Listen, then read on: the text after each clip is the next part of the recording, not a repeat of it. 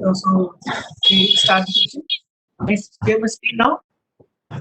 Uttam sir, can you please make presenter to Ravi sir? Uttam sir, I think I am a presenter. I am my screen now. now you are a presenter, yes sir. Okay.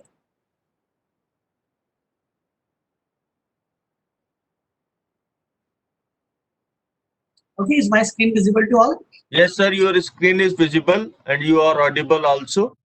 Can you please Okay. put up the PPT in a slideshow? Yes, sir, sure. So,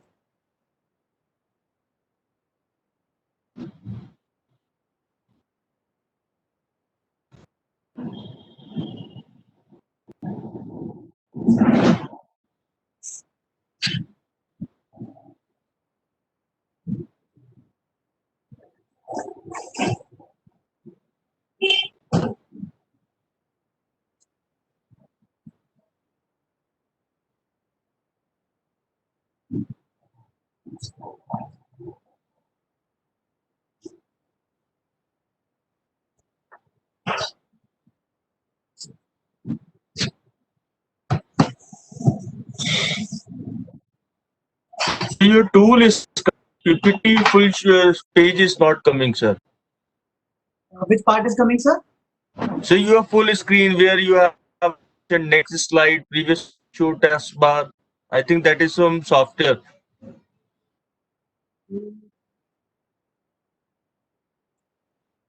Okay, is it okay now? No, sir.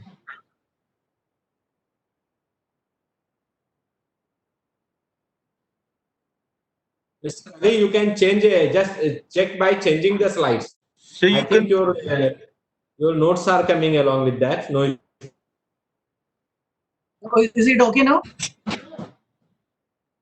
So same page is coming. share some video or what?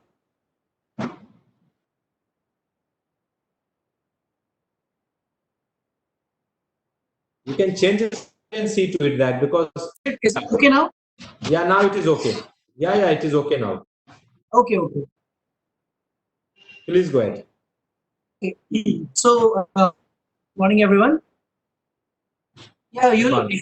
The first question I get, can we get the slides later on? Definitely, you'll get slides, you'll get the codes and everything at the end of the session.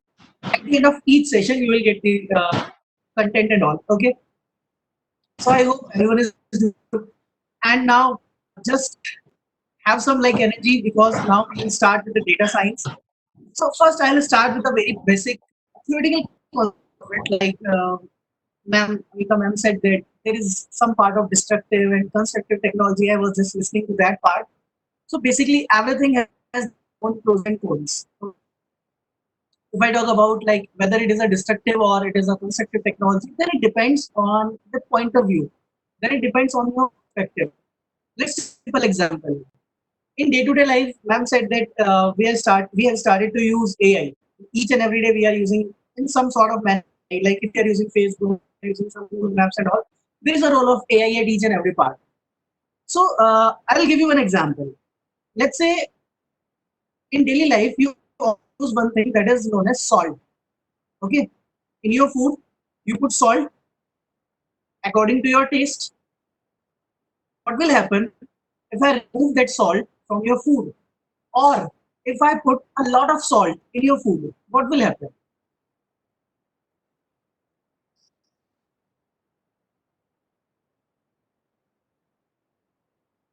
Come on, guys, tell me what will happen. It won't take No. destructive kind of things will start to happen. Yes, sir. Like you won't be able to eat properly. So yeah, there are a lot of problems like also writing few diseases that could happen because of these things. So there is a use of each and everything in a limit. Okay, if I say it is destructive, it is. But if I say it is constructive, it is. It can help you in either ways. It can help you in construction part as well as in this part. So that's why we have to keep a balanced diet. That's why we have to keep the salt according to our taste so that it won't harm the or us. So that is the pro and con. Okay, so this is the only thing that we have to understand. If you are going to use the technology in that way, you might have watched the movie Robot, the movie of Rajnikant. Okay, you might have used that, seen that particular movie. I guess in Robot 1 and Robot 2, any movie, both the things are shown in that particular movie. It could be constructive, it could be destructive. Are you getting my point, everyone?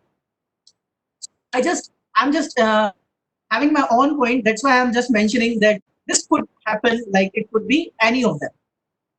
So now first, today we'll be starting with data science, and after that we'll start with a practical implementation. So first, let me tell you about basics of data science, what exactly it is, what is background of it.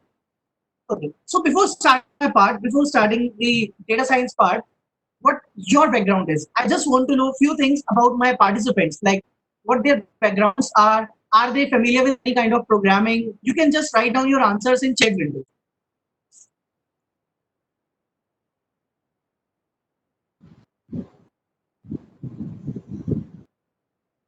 If you are a totally beginner, then it's okay. If you are expert, then it's okay. Anything.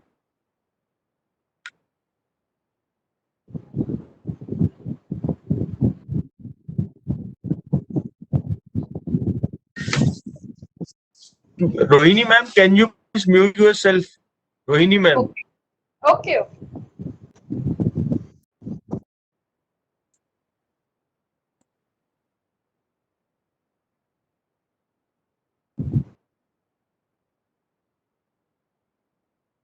Okay. So I'm receiving a lot of answers, like few are the beginners, few are already aware of basic things. Okay, okay, it's good.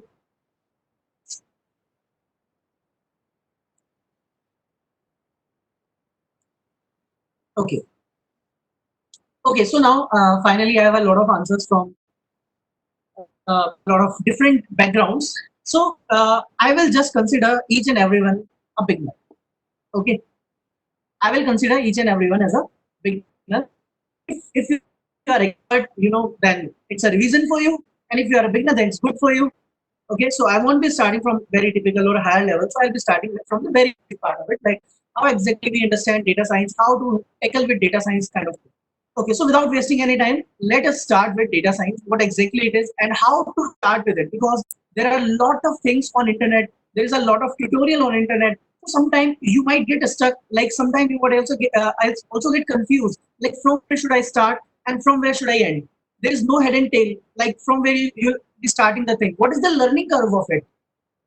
It is a broad field of study.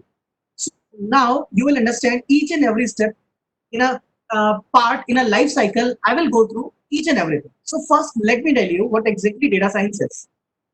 First of all, data science is a combination of two things: maths and programming. Okay, and remember one thing: I'm not talking about artificial intelligence. I'm talking about data science only. Data science is a subset of AI. AI is a very broad term. AI is very huge. There are a lot of things that come under AI. I'm just talking about a small subset, that is data science. And by data science, I mean to say there are two things. The combination of two things we have. One is mathematics, and second thing is your program. Okay. After that, I'll go through with the data science life cycle, each and every phase, step by step. Okay. And I will ask you, like, whether you are familiar with this life cycle or not. So let's say if I say that if I have to implement any algorithm, if I want to just do some prediction, if I want to build a face recognition system, if I want to build some chatbot, what will be my life cycle? What will be the step? From where should I start? And then after what I have to do, then after what I have to do, each and everything has been put inside a frame that we can visualize step by step. Okay. The first step of a data science life cycle is data collection. Okay. By the term data collection, what do you understand? And how you are going to collect the data? Any idea, anyone? Pharmacy, generally we collect data from the patients Okay. regarding their medical history, medication history, and their diagnosis and their treatment pattern and all. And then we check for drug interactions or Okay. any patient related outcomes, clinical, economic, or humanistic outcomes. Assess. Example I'm giving. Okay. Okay. requirement analysis, primary or secondary data. Data is two types: structured and unstructured, questionnaire, survey. Okay. Data collection form we use like a survey, as well as we use some questionnaires also. So after talking about data collection, the next step, according to me, is like a data cleaning. Now the data you have collected be in a raw form, like you have extracted the data from Twitter, Facebook, Gmail, or questionnaires. Okay, whatever the data you have some unwanted text, unnecessary things. So you have to perform a data cleaning on it, so that you can just get only the relevant information from your data. So that's why I have put the second term as data cleaning. Am I clear till here? First step, data collection. Second step, data cleaning. Now let's move for the third step, EDA. So do you understand this term, EDA?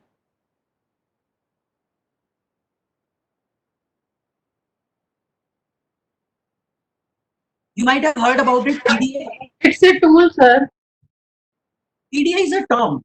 There are tools that are used to implement EDA. EDA is a term which means exploratory data analysis. Okay, exploratory data analysis. Now here you started to perform some mathematics, that is statistical part, like mean, median, mode, variance, standard deviation. There are a lot of things that are included in data analysis. So here you start performing data analysis and visualizing. Okay, I'll show you examples of each and every one by one. So first I am telling you the life cycle, and after that I'll start to show you few of the examples, the real-time data set, and how to show them, how to visualize them. So this is the third step of our data science life cycle. And believe me, each one of the data science life cycle is an independent job. You could be a data collection analyst, data cleaning is another job, EDA is another job. So there are a lot of jobs, and a full data scientist with all these things. Am I clear till here? These three terms are clear to all? Data collection, data cleaning, EDA. EDA means exploratory data analysis. Okay.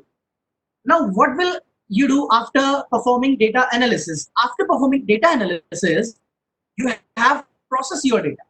That is data pre-processing. And data pre-processing means I will convert my data into a particular format that be available to implement machine learning. So when I say the word machine learning, it means I am implementing some mathematics. Okay.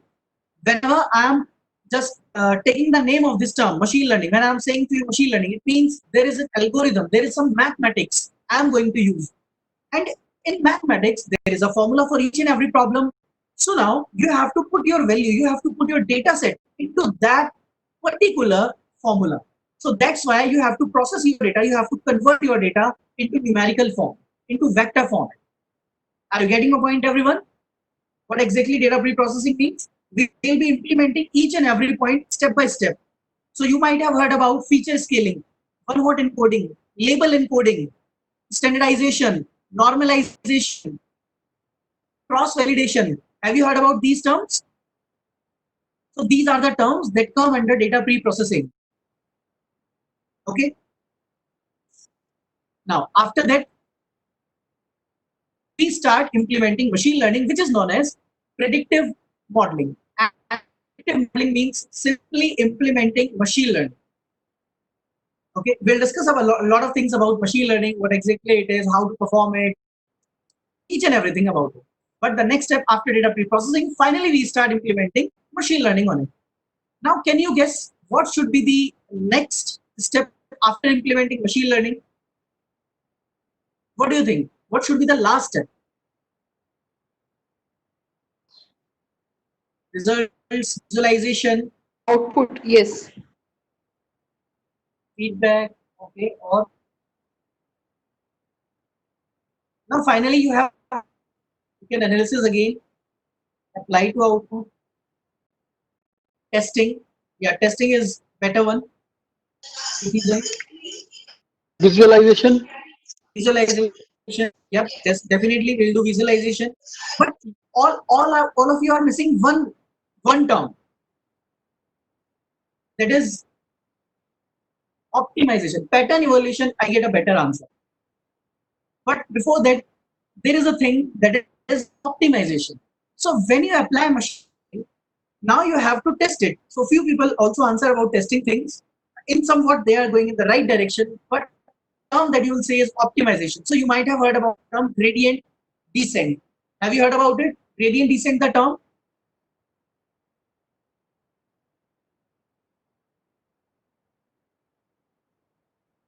There are a lot of people who know about this term, but do not understand what exactly goes behind the scene of gradient descent, how to implement it practically. So finally, after performing optimization, it means I am here to increase the accuracy and reduce or minimize the error. Okay. So here what I'm doing is I'm increasing my accuracy. I'm focusing on like how my accuracy will increase and how to minimize my error. That's what optimization is. Maximize the output and minimize the error. And after that, there is another step, but I don't think that should be belong to a data life cycle. We will generally see that particular option as well. That is known as deployment. Have you heard about this thing? Like how to deploy machine learning models? There are a lot of things going on internet about it. Like you should know how to deploy a model. But I will say deployment is a part of someone who knows about coding, who knows about development. Okay, so if you are just focusing on like machine learning and all, it's not necessary for each and everyone to deploy. But if you want to become a full stack data scientist, and full stack data scientist is the one who can do anything related to data science. He can even deploy the models.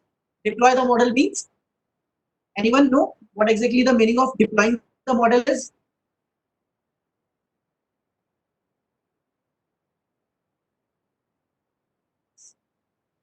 Deploying the model means take your models live on internet, to upload it on internet so anyone can use it. Deploy on production level, exactly.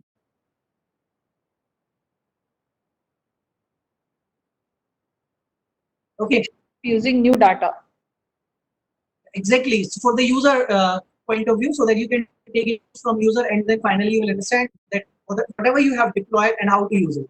Okay. Okay, guys. So this is the life cycle of data science. Is there any question related to this life cycle, or should I move forward? Because now I will show you each and example of everything practically. What is data collection, cleaning, and all. Yes, sir. Good morning. This is Dr. Anta from MIT University, Jharkhand, Ranchi. Sir, would you please relate it with the data mining, this data science life cycle with the concept of data mining? Where it, how it differs from data mining? Okay. Okay. So before starting the term data mining, there are a lot of synonyms. Data mining, data extraction, data wrangling, data munging, data analysis, EDA that I have mentioned. There are a lot of terms that are related to somewhat data mining and all. Okay. So when I say the term data extraction or data mining, what do you think meaning is according to you? Finding actually what data science life cycle is doing, whatever the purpose of data science. That is, I can say a correlation between the data mining, data variation and mining, where we do all this thing, data collection, then data cleansing, then putting in a format and then finding the pattern from the given set of information. That is the basic job of data, mining. So that is my question, how it is related, data science, data mining, or Basically, they are different. data mining is also a part. It is a. I will not differentiate it because these are not two different things. These are relatable. Data science is like a to it, and data mining is like a child to it. So data science platform, we have these 6 terms, and also data mining and all. These are also the terms that we consider. But when I say data mining, I focus generally on extraction of useful data. Okay, so there are a lot of data available to you, but which data is helping you, which data you are having which is relevant for you, how you are going to mine that data, how you are going to perform extraction on that part. That's where we relate this term data mining. Okay,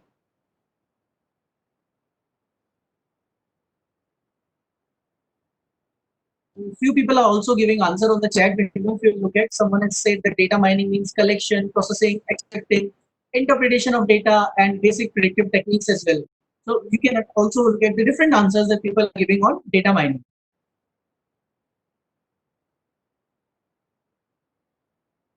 What is the role of optimization? Role is to minimize your error and maximize the accuracy.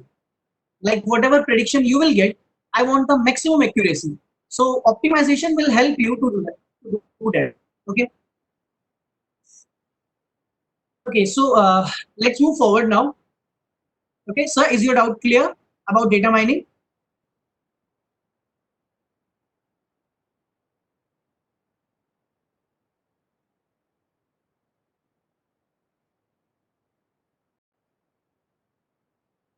So first, let's talk about data collection. When we talk about data collection, there are a lot of techniques, there are a lot of things that you understand, because data might be available for you in any form. Like it could be structured, it could be unstructured. Data could be available in database, data could be on internet, data could be in any file. So data can be in any of the format.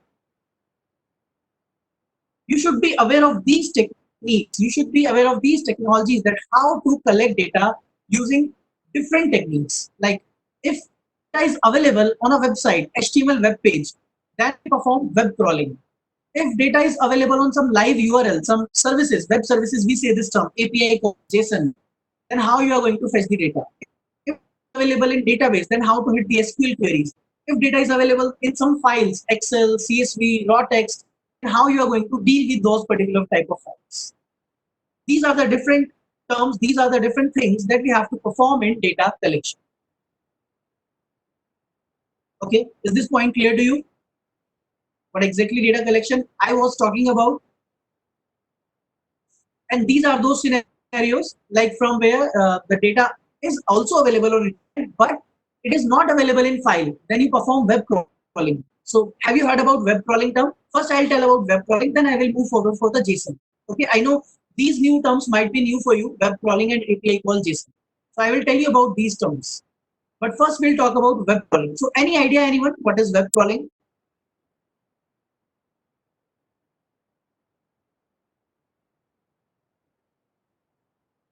You will definitely love this thing, web crawling today. Searching on internet, what are the web pages? Lot of websites put.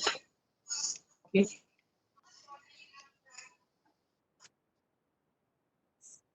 Spider through web pages. Yeah, I can say that, spider through web pages. Okay, okay. So now get information through web. Yeah, you can say that, crawling through hyperlinks. Exactly. You can say that, crawling through hyperlinks. Navigation from one server to another. Okay. So now let's do one thing. Let's see practical implementation of it directly. So first, I'll just run few line of code in front of you. Then I'll tell you the basic things behind those code, like how exactly these code was running, what is the scenario behind these things. So first of all, I have Jupyter Notebook with me.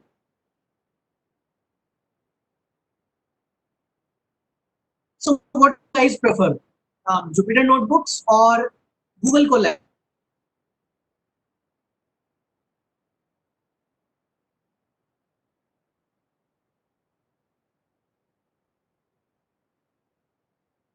I know I was expecting both the answers. Few of the people will say Colab and few of the people are saying Jupyter Notebook.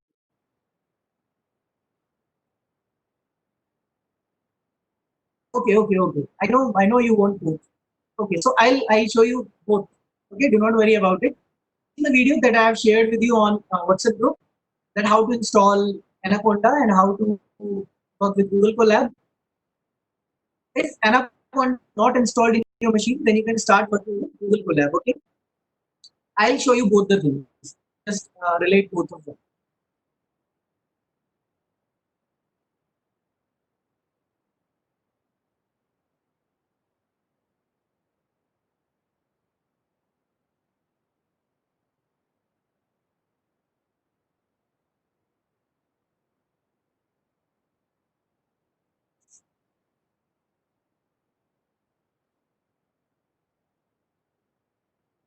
Let's take an example. So, do you know about ESPN? ESPN is a very popular TV channel related to sports.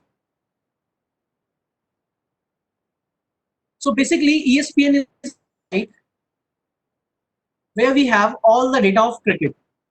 Okay, you can get any information related to cricket from the ESPN. There is each and everything about batting records, bowling records, one-day international, T20s.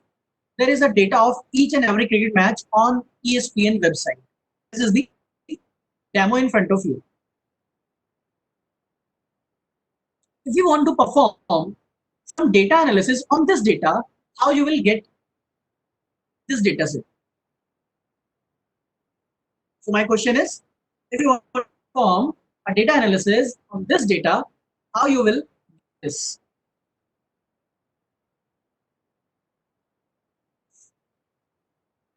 Because this is not a file,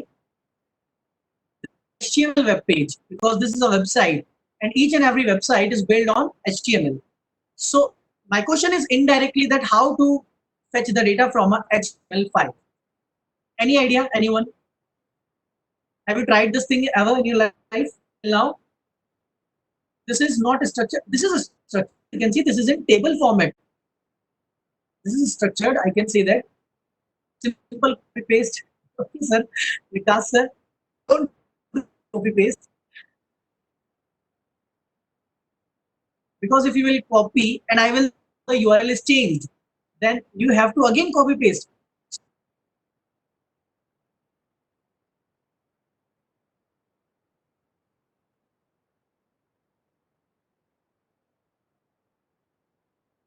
No Excel available for it. This is just a raw text in front of you in table format. Now, basically, the answer is web crawling. Okay, simply the answer is web crawling. Whenever you are in these kind of situations, that data is available on internet in these web pages, how you are going to fetch it? Let me tell you one more example. This is one example. There is another example. Let's say Flipkart.com. So, have you heard of sentiment analysis? Do you know about sentiment analysis, guys? I hope you know about it. So, what is the latest product we receive? I guess MI phone was launched to analyze the emotion. Okay. So, let's say if your company or someone or your research work is based on sentiment analysis, your is to get your research is based on the latest products invention. Like this is the latest product, let's say. Now, what I want to do is I want to perform sentiment analysis on this product. So, where the analysis of this? So here we have few ratings and review. Let's go through all the reviews. I want to see all reviews. We have, let's say, 38 reviews here. Okay. So these are the reviews of the product.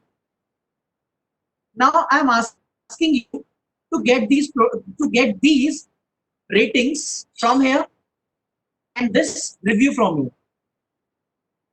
Getting a point, everyone. What I'm asking to you is like I want the rating and the review so that I can perform a sentiment analysis on it. I just want a live data. I want the latest reviews. And on that data, I want to perform data analysis, sentiment analysis. Getting a point, everyone? So that's where, again, we need to perform web crawling.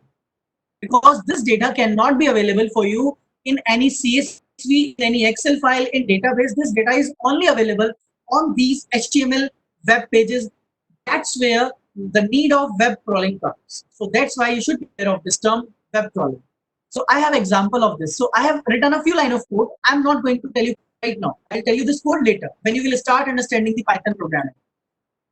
How we will grab this data using Python programming, I'll tell you later that how to grab this data. Right now, I'm just showing you my Python script that I have written to fetch data from ESPN. We'll talk about sentiment analysis when we'll start about text analysis because we have a different session about text processing. Okay, in that session, I will tell you about sentiment analysis. Now you will see at the end what I got. The same data that is available on ESPN. I got the results in. So I just have written a Python script to get this thing done.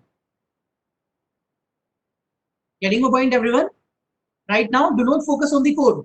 I'll tell you the code later. But right now, I'm telling you what is data collection, how we collect the data. This is one way to collect the data. Is this clear to everyone? Give me a confirmation.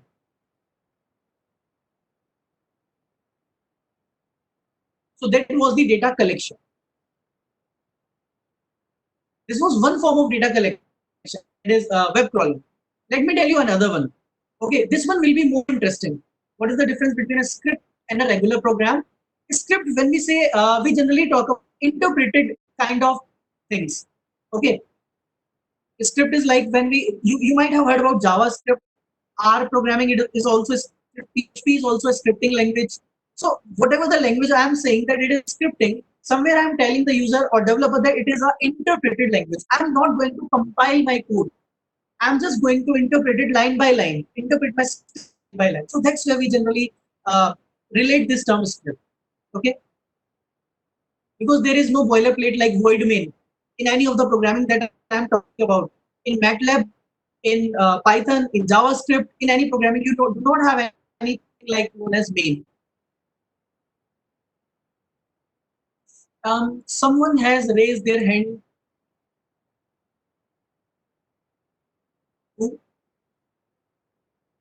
Is it possible to access data from any website for sentiment analysis? Every website is not going to give you, but you can access a lot of websites. Like you can access the data from, but I'm not sure that Amazon will allow you. Similarly, Naukri.com, you can data from Naukri.com, but I'm not sure that Indeed.com will give not. Naukri.com is not going to do it because I have tested it. Let me show you one example. I have example built in. It's like a chatbot. It will do a lot of things for you. LinkedIn, no. A secured website, like you have to log first to get anything from these websites. LinkedIn, Facebook, you cannot. So there is a service. There is a next step that I have told you. Do you remember this API call? If you want to fetch data legally, is it legal to fetch data from any website? If you want to fetch data legally, that's where I'm coming. Then you have to use API calls. This is kind of illegal that I am doing because I'm not taking permission from Flipkart that I'm using data. A Python is that website and getting data from it. So that's kind of not legal. But it's not like you are doing theft or and all. So there is no like we get punished for it. Okay. But if you want a legal process, you want to get data from LinkedIn, Facebook, Instagram, or anywhere, that's where API call will come. Yeah, in API call, we take their permissions. I will give one example of it. Then how to defend the data? Defend the data, like, can you explain what do you mean by to defend? We are not doing anything. Like you want your website to get defended so that your website won't be crawled by anyone. Do you want this thing?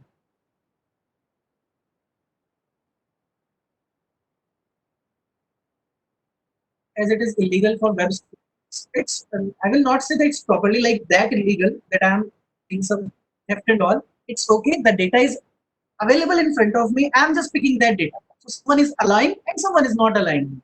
This is the only difference. Okay. If you want proper legal data, then go for API calls. Can we use web scrolling for our research? Yeah, you can use. I have used a lot for a lot of faculties. I have used it. So it's okay. You can use. You want data. And let me tell you one thing. Okay, let me tell you one thing. So you might have heard about Google Scholar. I hope everyone is here, like, must be aware of this thing, Google Scholar. If you want data from Google Scholar, then Python has made a package to crawl the data from Google Scholar.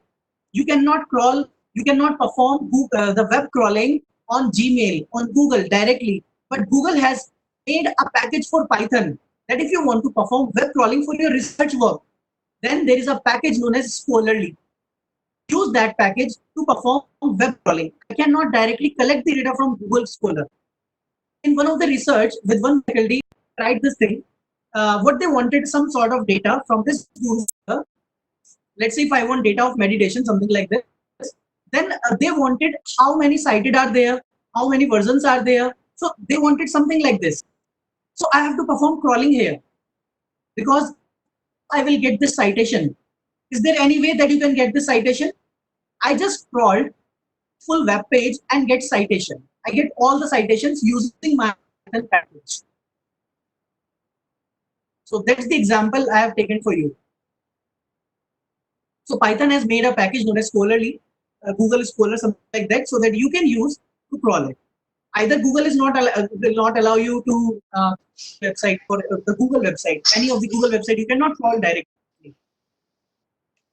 So is this package available freely from Python? Yeah, this package is again Like available. NumPy and Like, StroPy type of I'm not thing? getting the exact name. Let me remind the name. I'm not getting the name.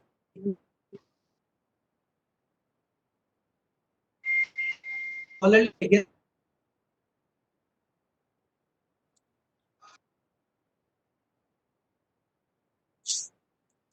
Yeah, it is a Scholarly, I think. A parser for Google. Okay, it's like NumPy or StroPy for Python package. It's like a number package. Just import this Okay, package and start working on it. okay, fine. Okay. Okay, is it clear for everyone? Yeah, you will definitely learn to crawl. I'll tell you. Now, let me show you this example that I was talking about. How do the sites differentiate between user and hackers? Hackers basically wants to gain the information of users that are already logged in somehow. We are just taking the data that is available in front of us.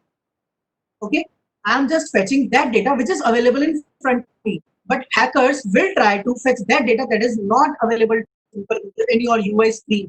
Like if I want your password, is your password on any UI, on any website, Facebook, Flipkart? Can I access your password? No, I cannot access that. So hackers' job is to access that password which is hidden at back end. That's what hackers do. We are not doing hacking any kind of thing. We are just simply, it's not, do not think like we are doing any illegal thing. Okay, I'm doing it from a lot of years. We do it for our own purpose. Some websites allow it, some websites do not allow it. That's it. Okay, guys. So now let me tell you this example. Like this is a simple example that I have made. My name is Ravi. If you are not familiar with my name, so sorry. I just forgot because my name is Ravi and I'm from Brain Mentors, guys. So I'm going to enter my message. Let's say I write hi. It will reply hi there. And if I write time, so it will show you the current time. If I say play music, it will start music file. It's not a music file. There might be some random file. I look. Let's again play music. So this time a music file will open to you. That is a simple example that I'm running right now. Now let's say if I say I want jobs, and to get the jobs, I have written a message here: find job. Find job. Now it is asking me for the job title. Just write Python here. It is asking the job location. I'm writing Delhi. So now these are the jobs available in Delhi for Python. So this is based on web crawling again. So I'm using Indeed.com here to crawl the data. But if I will use Naukri.com, that it do not allow me to access the data. So I use this website. So these was the examples that I just first telling you about these things so that you will get familiar with the terms that I will use in the future. Is it clear to everyone what is web crawling? Just need to implement, just wait for it. We'll do coding. Okay. Now if I say API call, so the word API means application programming interface. So the API word means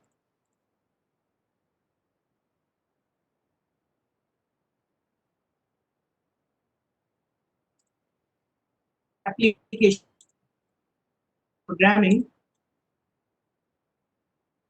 interface. So how API is gonna use? Is it possible to redirect to a website with search criteria as specified? You want to redirect? You want to redirect using Python, or you want to open that website in your browser?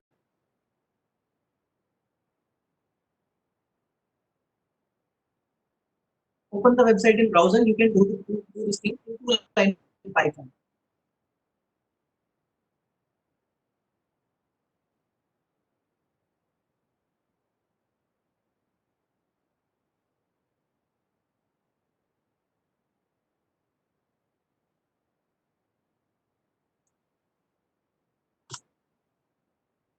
You want something like this?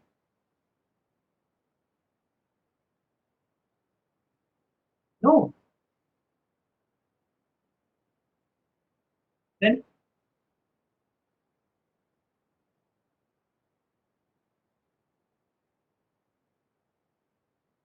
search criteria for job. Okay, okay.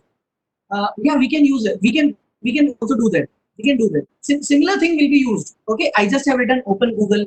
Instead of this, I will write down my job name and I will open that website in browser. I can do that also. Okay, okay. Now let's move forward. So why we were talking about API code. Now let's say you want live cricket score. You want live stock market. Any idea how you will get this data? Live weather reports. Anyone with anything can come with your answer. How you will get these things? Live weather report, live stock market, live cricket score. But those apps, how those apps are getting, like if you use ClickBuzz or in your mobile, when you start your mobile, Google shows you the weather. Your mobile shows you the weather, the current weather outside and all. How they are getting this data live.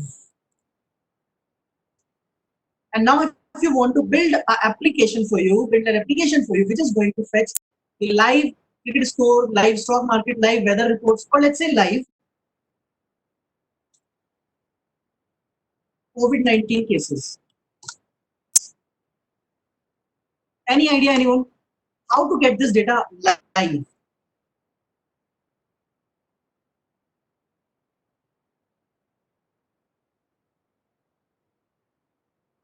Using APIs. And what does that mean? But like I have written API, I know this the answer will be API, but how and what is the scenario for it? Let me tell you one example.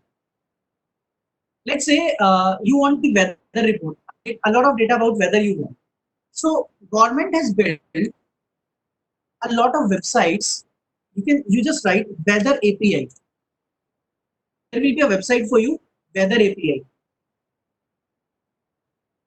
You want the data of cricket. So let's write Crick API. It will give you the cricket data, live cricket data. I'll tell you one example, okay? But right now I'm just telling you that there is an API for each and everything. Or anything you want, Crick API, stock market, news API, live news. So there is an API for each and everything. Either government has made some API or I have, being a personal or private developer, I can just build these kind of APIs. Getting my point, everyone? That there are APIs for each and everything. APIs are application programming interfaces. These are known as web services.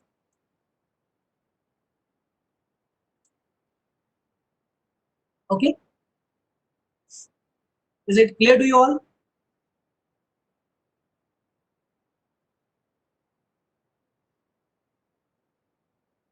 Now let me give you one example.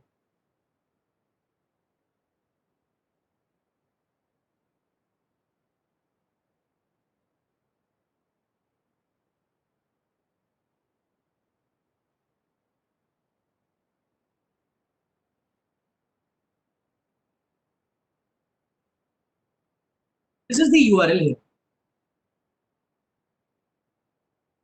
Okay. From where I got this URL, this is api.weatherapi.com. Now, how this URL is secured, how this is legal, because of this key. You can see there is a key written here.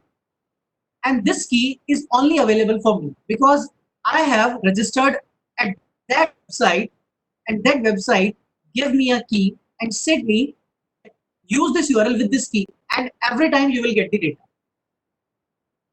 Okay, getting my point? So a key is being given to only registered user. If you are a registered user, then only you will get a key. So that's why it is legal. That's where I am taking permission from that particular website. Okay, let me repeat. This is a URL. Okay, this is a URL api.weather.com website. If I want to fetch data, I have to register at that website first. Because without registration, I cannot get the data. Let's say, let's go to Crick API or something, any website from where you want data. Try this thing in your own system. can you get data from this website? No, you have to sign up. You have to log in here. Until unless you will not log in or register here, you will not be able to access the data from Cricket API. You can sign up and go and just log in with Facebook and all. Facebook login, Gmail, they are available to you. So if you are now logged in, it says you can test the Cricket API. These are the testing data that it is giving you. So that is the process. Now you will see this is a URL with a key inside this. So it is telling me that this is your key. Just register. Just register on the website, you will get the key. There is no process. Okay. For medical data, yeah, there are lots of API for medical. Have you heard about PubMed? And pharmacy we use it. Yeah, I only know about this, but I don't know about whether it will give you or not. Okay, this is again API from where you can get the data. I don't think this is giving you live data something. Okay, let me tell you one thing. I can get the data for you of COVID-19 till yesterday. Key must be mentioned in the code. Yep, key must be mentioned in the U. Like here, API for image processing. A lot of API are there. If you will ask me one by one for each and everything, there is an API for each and everything. For API, image processing, for text processing, for audio processing, there are API for each and everything. Okay, just write on Google image processing API. Just write on Google audio processing API. You will get a lot of answers. Okay, so I was telling that I will be talking about COVID-19 dataset. That is the latest data uploaded by Indian government, and it is updated on daily basis. So it's a suspense. Right now, I will not tell you. Okay. Okay. So the next step are the same. The only thing we have to understand is that how to get that URL.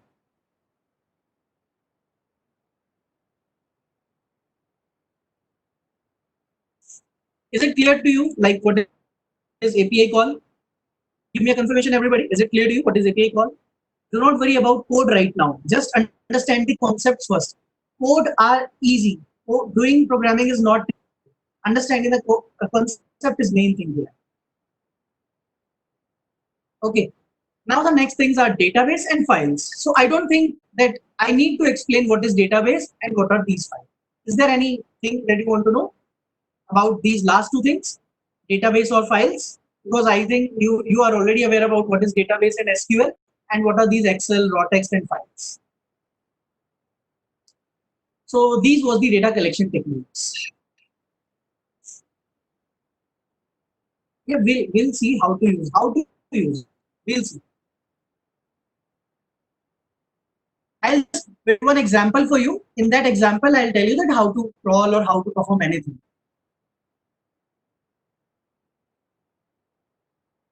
Okay, now I will tell you one more website. If you want to get the data from internet, which website do you use?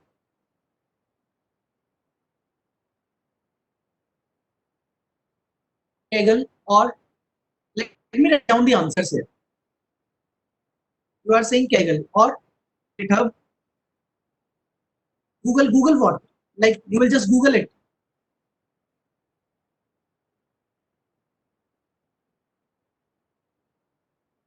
So guys, I am asking what are the platforms that you are aware about from where you get this data. So few people have given me answer about Kaggle, GitHub, Google or any other. From where you can get those files, CSV, Excel, UCI. Yeah, this is popular one. MNIST. But there will be a platform like Google and all which will give you the data of MNIST. MSN. Or any other answer from where you will use, which website you will use to get the data. Scopus. So I am writing these answers so that if someone is not aware of these answers, then they can write down on their screens. Okay, I'm writing down because of you. NList. Okay.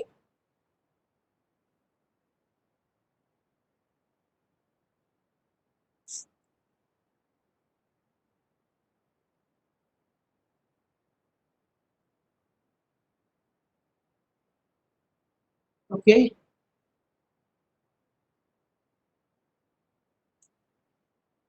Okay, so we have a lot of answers here. So guys, if someone is aware about some websites, then they can also write these websites. Science Direct.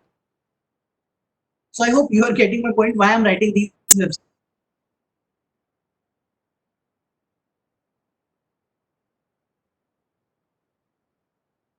Okay. Now let's conclude this thing.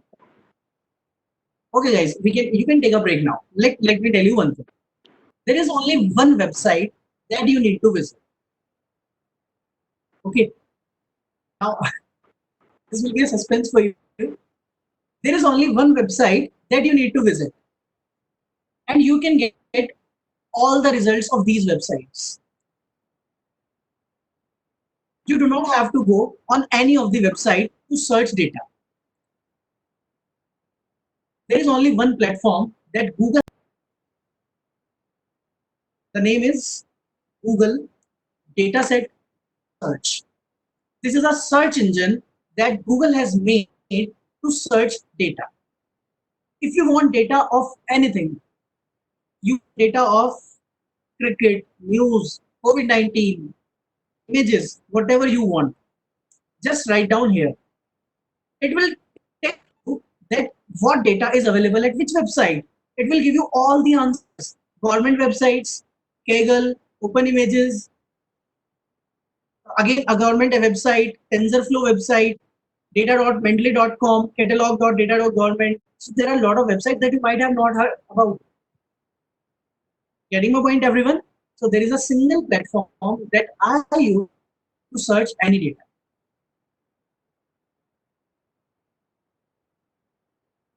Is it clear to everyone? So these are the websites that you prefer. And now after that, I told you only one website, and just go to that website, show you result of these websites. You do not have to like search again and again and again. Just go to that website. It will show all the results, like which data is available at what website. That's it. Okay. This will help you a lot in future.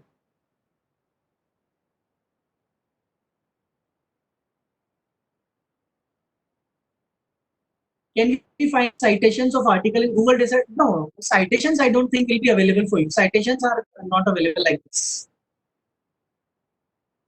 Can we get data about MSME? On this, just try your searches. I just have told you the URL. Let me share the URL with you. So I am sharing this URL on chat window. You can try whatever you want now. How it is different from Google Scholar? Google Scholar is not giving the results of Kaggle and all. Google Scholar is for the scholars. The dataset search is for everyone. If I'm not a scholar,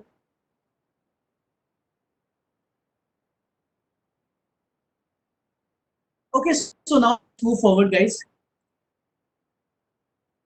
So let's have some practical implementation. Okay.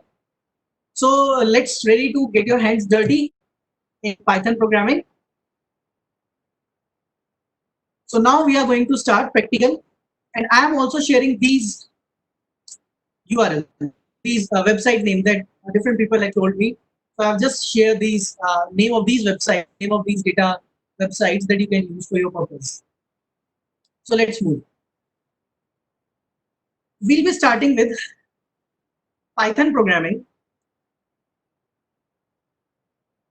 So how many of you are aware about Python programming? Like how many of you have used it, or how many of you are beginner to it?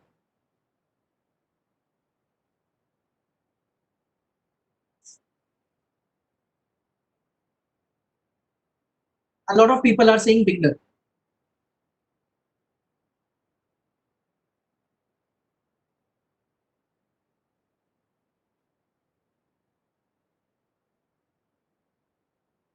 Okay.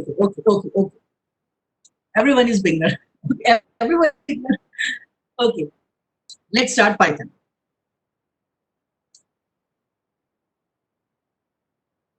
First of all, whenever someone, and if anyone asks you what is Python, you have to define Python in 4 words.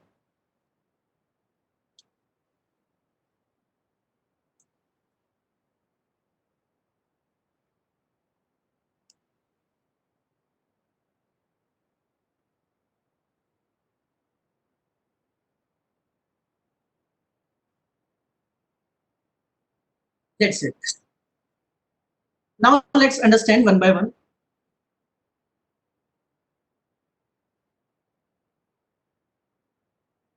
Whenever you have to understand Python, like why Python is one of the most popular language in today's time. When you have to understand this thing, just understand these 4 terms. You will get your answer. Why we are using Python? Why the all sessions are conducting on based on Python programming? Why everyone is like forcing you to learn Python, learn Python? Why there is Python in everywhere? So you will understand the reasons now. Let me tell you one fact first. What do you think? In which year Python was introduced? I will defend my Python. Wait for it. First question is, in which year do you think Python was introduced? 89, 89, 90, something like that.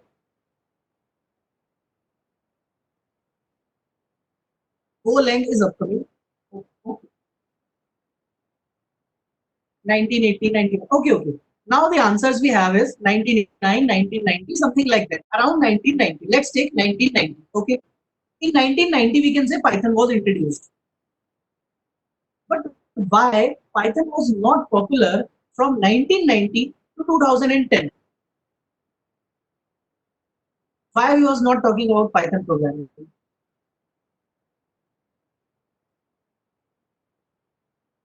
Python was not in college. Python was not even introduced in schools. It was nowhere. Everyone was running behind C, C++, Java. Python is so much easy. Everyone can learn that, but still, no one is ready to use Python. Data science was not there. I will prefer this answer. Data science was not there. Less data available. So if there was no data, then there was no data science. After data science, data was there. So basically what happened that after implementation of machine learning, deep learning, the data became strong, community started to become strong, everyone started learning these things. Now they got to this thing that which programming we should rely on, the programming that anyone can learn, because you are being a faculty, you are doing research on it, you have some research topics. Now you want some practical implementation and easy programming you want. So that's where everyone has understood the strength of Python programming. That's where Python programming started to come in the role. Okay. So first of all, Python programming is general purpose, which means now if you do not want to use programming for data science, you want to use Python for web development, software development, game development, data science, networking. Just name the field. In any of the field, you can use Python. In any of the field. That's why it is general purpose. R programming cannot do these all things. R programming cannot create softwares for you. It cannot be used in networking. Do not use R programming in web development. Same for MATLAB. If you want to compare Python, compare it with R programming, MATLAB and all, you will see and understand the difference that you can use Python for a lot of purposes you have. Python is interpreted, means execute line by line.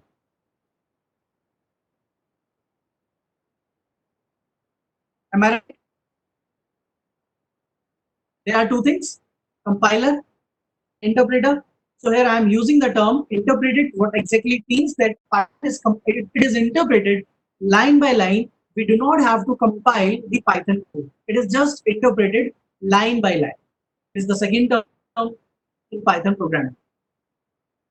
You can compile it as well. Depends on you if you want. Okay, it could be compiled. If I want a compiled version of my Python file, then you can do that also. You can have the Python file with you. Am I clear till here? Please give me a confirmation, everybody. Yeah, what is the difference between this interpreting and compilation, basically, technically? Pardon, can you repeat your question? What is the basic difference is that line by line interpretation and compilation, technically? Okay. So basically, when I showed you the code here, or let me write down the code here. In interpretation, what we do is we just write down a single line of code, 2 line of code, and start working on it. And it gets executed line by line. You can see I'm not saving my code. I'm not compiling it. It means I'm not converting my code into a byte code. I'm directly just writing my single line of code and executing it. That's what interpretation means. Okay, okay. Now understood. Yeah, for C you need a compiler Yeah, to make exactly. the You code need to write a run void, correctly. save that Correct, file, compile it, then it will get start the interpretation part. correct, correct. How to compile Python? There are 2 or 3 ways. I'll tell you the simplest one. Whatever file you have, let's say you want to create a compiled version of any file, just import it. Let me tell you the example here.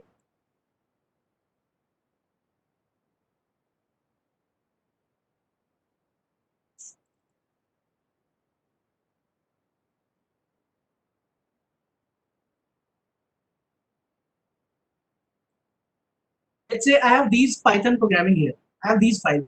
Okay. So this is code 1. Now I want to make compile version of this code 1 using code 2. So what you have to do whenever you want to compile a file, just do one thing.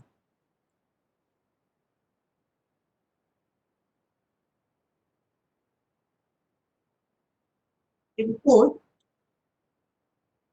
code 1. I have just written import code 1. Hit enter. Then you will see a folder named as PyCache. You can see it right now, 12/30/7/6/2020. This folder is created right now after the import statement. And inside this folder, you will see a file. This is the compiled file of Python. You can see compiled Python file is written over here. That's how you can see compiled Python file. This is the kind of trick. Just import the name of file. Okay, Dr. Jitendra sir, I'm just importing my file. Let's say the file name is code1. Just import it. It will get a PyCache folder, and inside that folder, at the back, what happened at the back end, sir? What happened is like when you start importing here, is it similar to APK? No, it's not like APK. It's a byte code. APK is installable file, but if you want to convert it into exe, so there is another extension that I will say that is .exe, which will be used. Okay, it is the byte code file like you have in Java or C programming. Python 3.7.3 is the shell. This is the shell of Python. Like this is the terminal of Python, where this is the interactive shell, interactive terminal where I am writing the Python. Okay.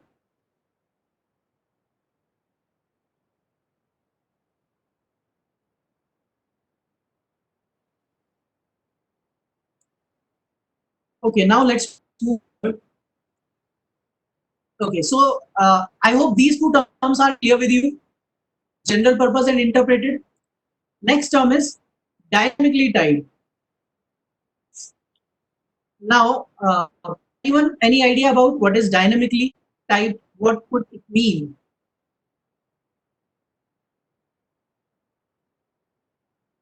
Runtime, okay?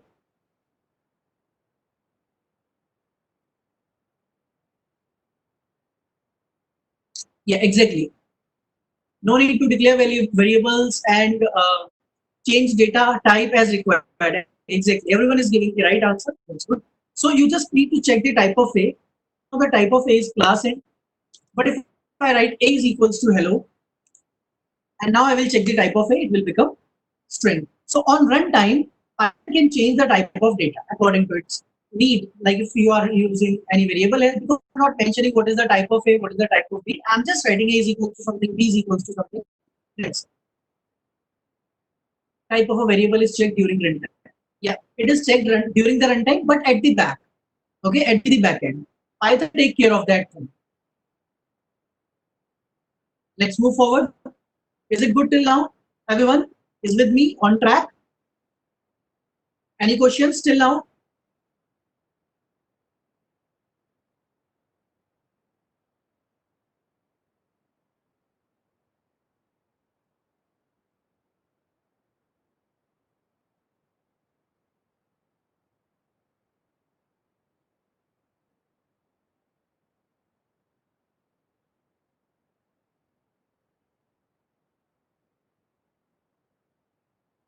I'm just telling you few basic. You do not have to run these things.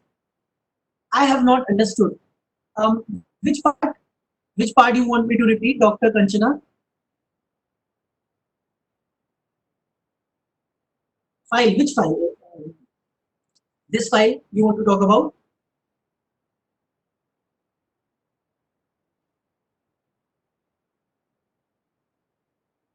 I'm able to understand your question. Like, what example you want? No, sir, just no shown one example for interpretation, interpreted. Okay. Okay. That I, Example. like Okay. code one did something that I could not understand. Okay. How this file was created? Okay. We created this file by just importing any one of file. If you want to create the bytecode of any one of this file, if you want the compiled version of any one of this file, just import that file using your Python shell, Python IDLE, another file. Okay, it will create the bytecode of it. What I did is I imported code one. Let me show you one more time. This is the file. Now here I'm writing import code underscore two. So we have a file here, code underscore two. And in PyCache, there is no bytecode of code underscore two. If I run this file now, it will create the bytecode of it. There is a syntax error, but still it will be created, I think. No. Let me do one thing. Run this file again. I have to start my IDLE 3.8 to run this file. Okay, let me run it again. Your name, let me enter it. The first number and the second number. This is something like this. There could be any code. Okay, it doesn't matter. Now, if you'll go to PyCache, you will see another file, code 2. Okay, now is it clear to you? Whenever I have to create a bytecode of any file, I just need to import it. Okay, what is the difference writing a code in Google Colab and normal Python interface? On Google Colab basically is helping you to save your code at the cloud. It is not taking memory processing of your system. It gives you a processor as well. Okay, so that's and all the packages are already predefined with that. All the packages come installed on Google Colab. In Python interface, you have to install the packages. What is the extension of Python code? .py. Python files are saved with .py. What is the difference? What is the extension? Okay. First, we need to write this code. Okay, all the doubts are cleared, or is there anyone?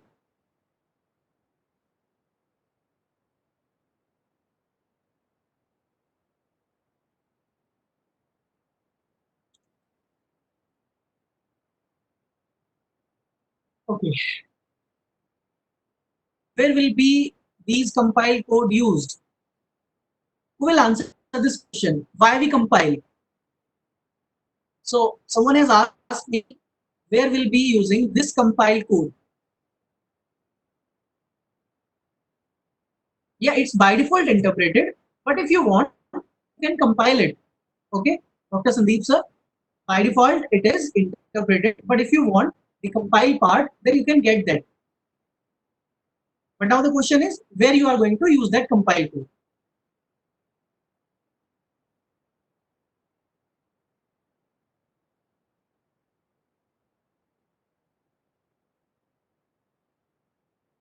Usage I'm not getting. Okay.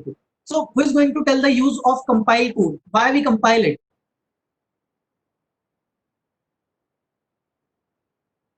Optimize and assess. Pardon?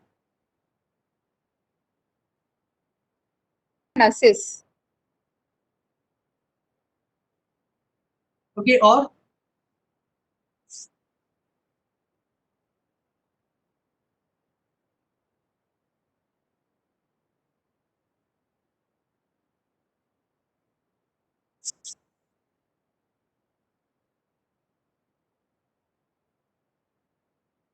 okay. Let me tell you one term.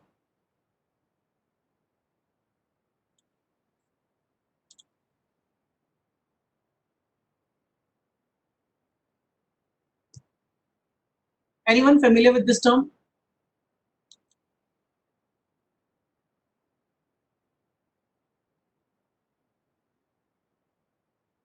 Multi-paradigm, I will talk. Right now, we are not coming to that. Right now, there was a question related to interpreted. That's why we are on that point. Okay, so what do you understand by platform independent?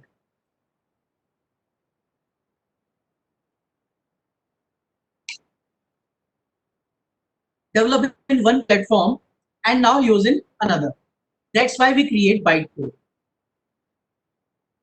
That's why we compile so that there are two reasons. First reason that first I will compile my code that it will be converted into a lower level so that why machine will understand it normally.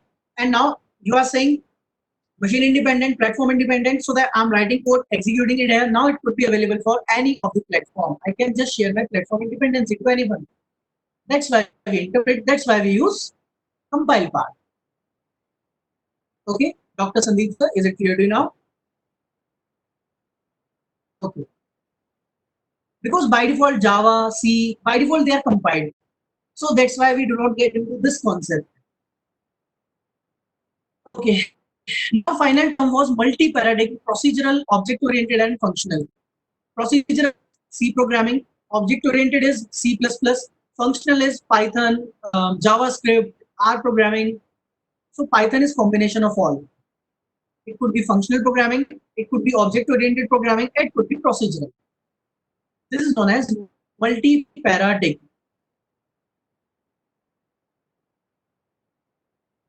Clear?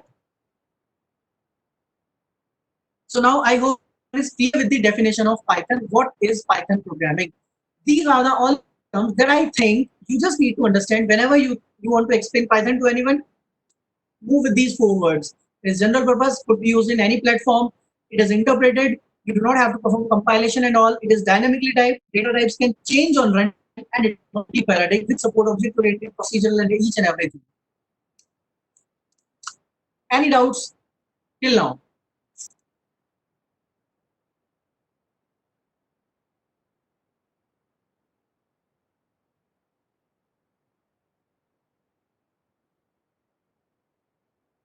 Okay, so now let's move forward with practical implementation of these things.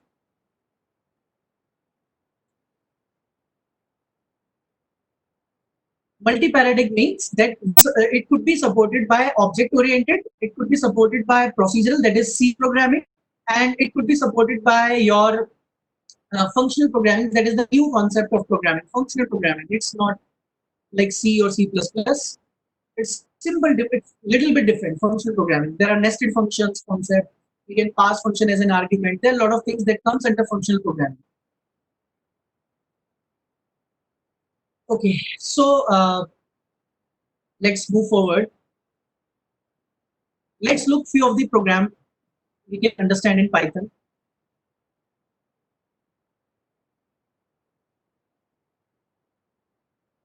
How do you swap two numbers?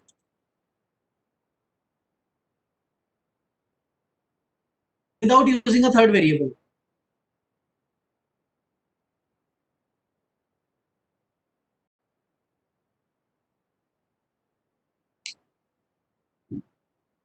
Okay, a lot of people are already aware with this answer in Python programming. Addition and subtraction rule. First, initialize the variables like this. This is initialization. And now this is swapping.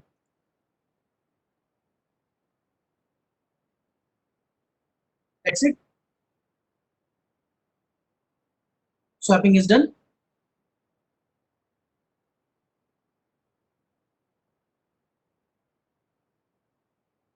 Okay. Next question. How do you print pattern program? This one. But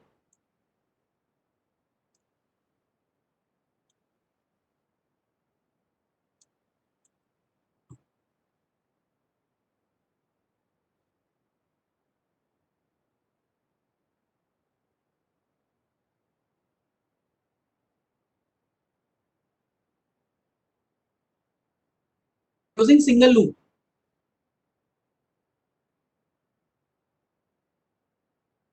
By So string concatenation. You are giving right answers. I think you know about Python programming.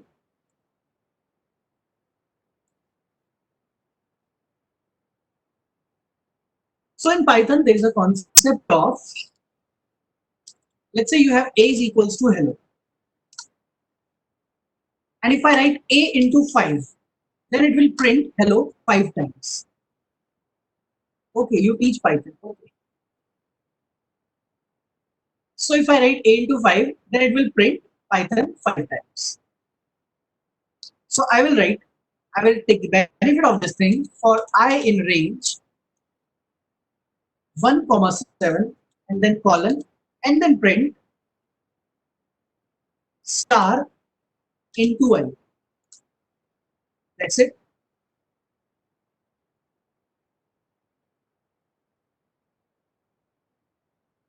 In a single line of code, in a single for loop, we can print this pattern.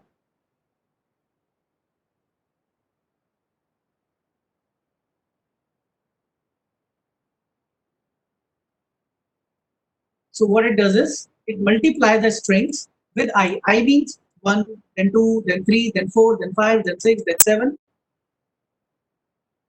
It is just for the representation. It's not like you have to use it in machine learning on development part. This is to understand the Python basic concept. Okay.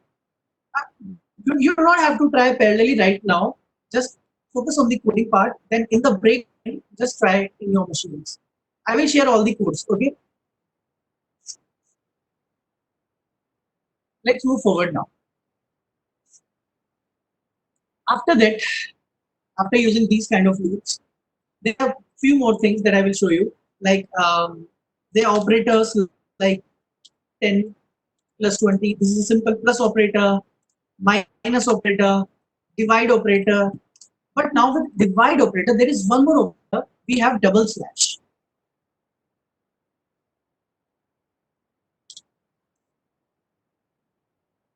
Are you getting what double slash is doing with us? Floor division. It is giving you the floor division, only the integer value, the values before the decimal part, the integer part. Okay. And when you have to calculate the power of anything, then there is double star. You can calculate power.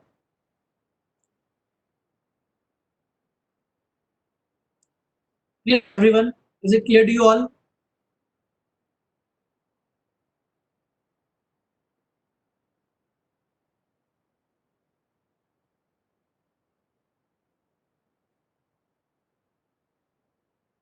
Okay.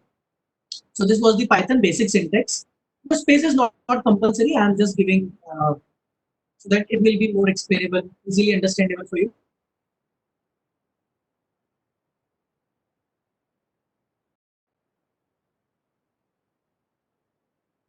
A list of basic code. Okay, I'll tell you few platforms from where you can get the basic. Okay, is it free? It is free. Indentation of Python. Yeah, I'll come to that for you. So first, let's click on File and create a new file. Okay, so that's how you can create a simple blank script in Python programming. And let's set to variable A is equals to something. Yes, it is case sensitive. B is equals to something. C is equals to A plus B, and then you write print sum is comma C, and then I'm this code.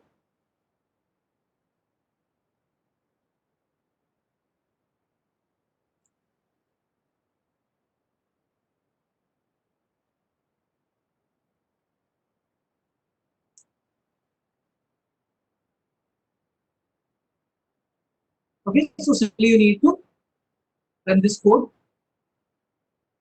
Yeah, I will share all the codes. A is same as capital A. No, both will be different.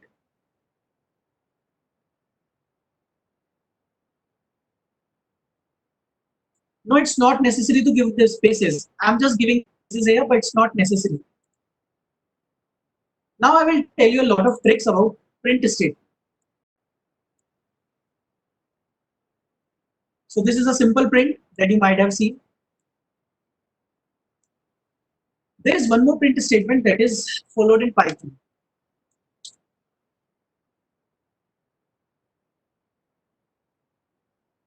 This is the C style. This is the C style print. That's how you print in C program using modulus D, modulus S, modulus F.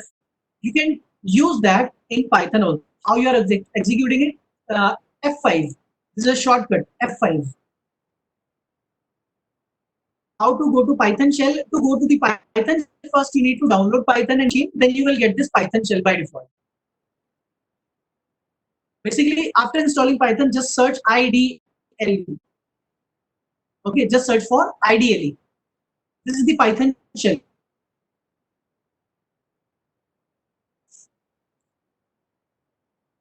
Okay. There is one more print that is given in Python.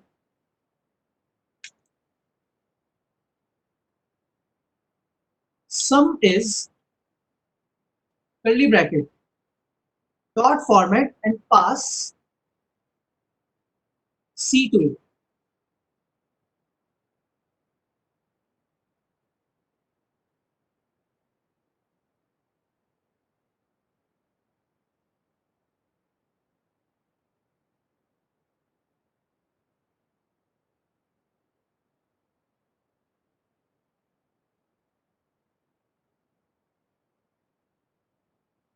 Just have to click file, and then from that file click on new. It will open this editor.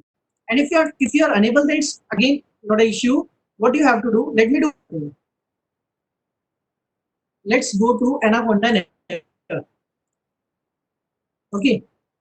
Now everyone pay attention to it. Now, okay. Wait a minute, everyone. If you do not have Python installed in your machine, it's okay. I'm switching to Anaconda Navigator, that is Jupyter Notebook or Google Colab. Any one of them. You can switch to any one of them. It's up to you. So first, you have to start with Anaconda Navigator. So have you guys installed Anaconda Navigator? And if you are not familiar with Anaconda Navigator, if you do not have in your machine, then you can switch with Google Colab. That I will in a minute. Okay. So this instruction is for those who are working on Anaconda Navigator. So open Anaconda here, Anaconda Navigator. I'll tell you Colab. Just give me a minute. First I'll tell about the Anaconda Navigator. Then I will tell you about the Google Colab. So let me close the Jupyter Notebook by default. So first I am opening here Anaconda Navigator, and Anaconda Navigator basically comes from this website, anaconda.org. This is the website, and here we have down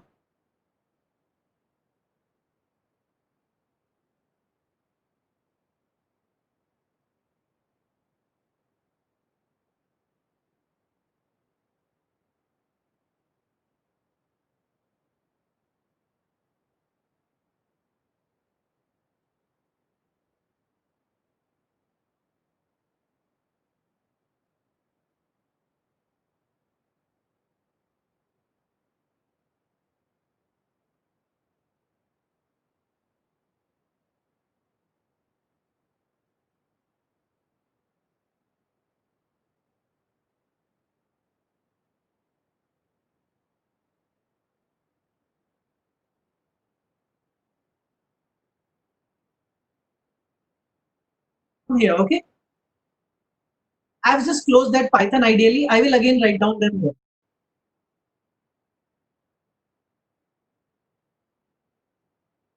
So this is your Python platform now, from where you are going to write down the codes. This is the Anaconda Navigator, and here from the Anaconda Navigator, we just launched the Jupyter Notebook.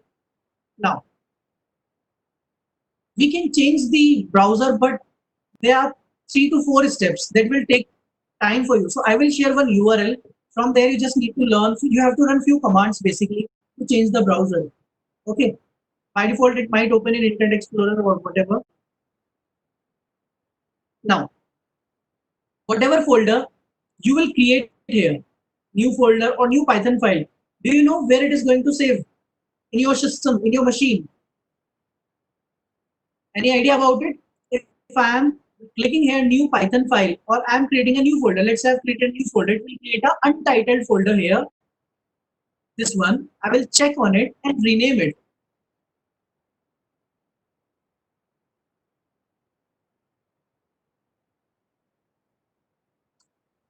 So any idea about this thing, like where it is going to save in your machine?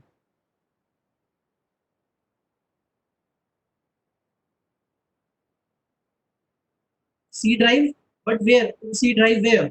Users folder, okay. C drive, users, and then the system name.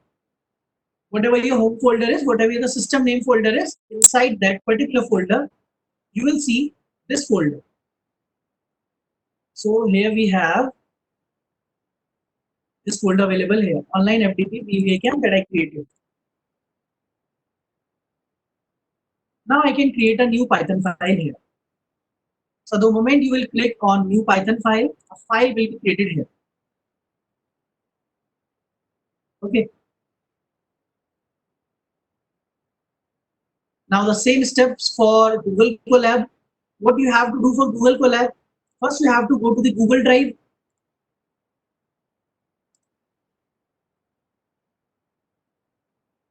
Okay, so the first step is to go to the Google Drive.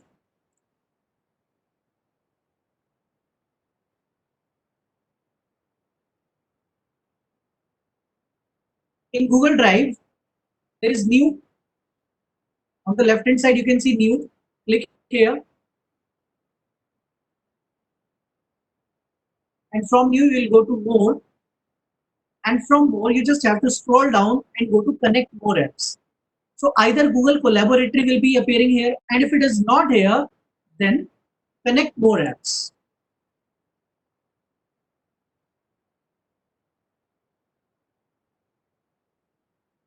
And from here, search Colab. And after that,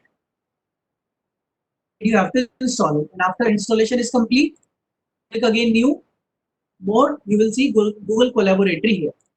That's it. And there is no difference in writing code on Google Collaboratory or Anaconda. You can write down the codes on any one of them.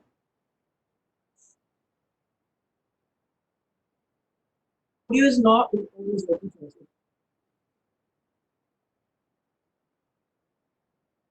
Okay, guys. So is it clear to everyone? And still, if you have any doubt, then I hope you already have the video with you that was shared in your WhatsApp group of working with Anaconda Navigator, and one video was of Google Colab.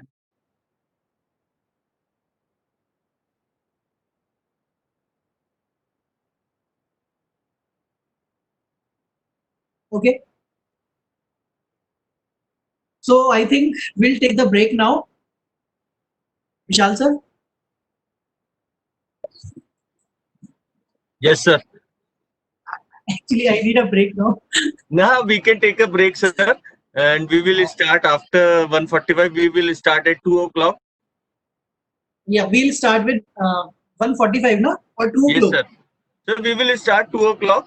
So we are request to participants, please join by 1:45 so that they can settle in the 15 minutes, and we will start at 2 o'clock, sir.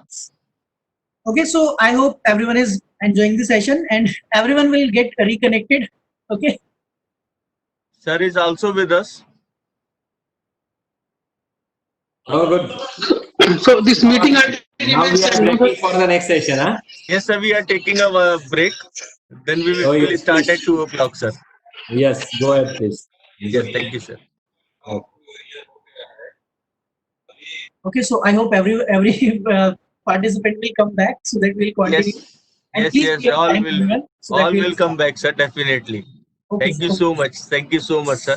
Sir, are we I will going join. to get a new link after the lunch? No, or sir. the same link? There is a same link for all the 5 days, sir. There is Okay. no change in the link. Okay, sir. Okay, okay, sir. Okay, thank you. Thank you. Okay, okay. Thank you, everyone. Thank you. Thank you. Uttam, sir, you can close this.